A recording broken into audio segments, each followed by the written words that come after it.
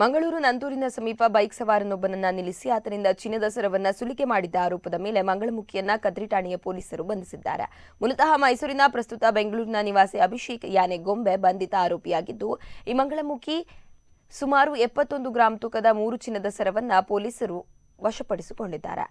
ಗಣೇಶ್ ಶೆಟ್ಟಿ ಎಂಬುವರು 2 ತಿಂಗಳ ಹಿಂದೆ ತನ್ನ ಬೈಕ್ನಲ್ಲಿ ನಂತೂರು ಪದವಿನಿಂದ ಬಿಎಸ್ಎನ್ಎಲ್ ಎಕ್ಸ್ಚೇಂಜ್ ಬಳಿಯ ರಸ್ತೆಯಲ್ಲಿ ತೆರಳುತ್ತಿದ್ದಾಗ ಹಠಾತ್ ಆಗಿ ಅಡ್ಡ ಬಂದ ಮಂಗಳಮುಖಿ ಗಣೇಶ್ ಶೆಟ್ಟಿಯ ಮುಖಕ್ಕೆ ಪೆಪ್ಪರ್ ಸ್ಪ್ರೇ ಮಾಡಿ 24 ಗ್ರಾಂ ತೂಕದ ಚಿನ್ನದ ಸರ ಸುಲಿಗೆ ಮಾಡಿದ ಬಗ್ಗೆ ಕದ್ರಿ ಠಾಣೆಯಲ್ಲಿ ಪ್ರಕರಣ ದಾಖಲಾಗಿತ್ತು. ಇದೀಗ ಪೊಲೀಸರು ಬಂಧಿಸುವಲ್ಲಿ ಯಶಸ್ವಿಯಾಗಿದ್ದಾರೆ.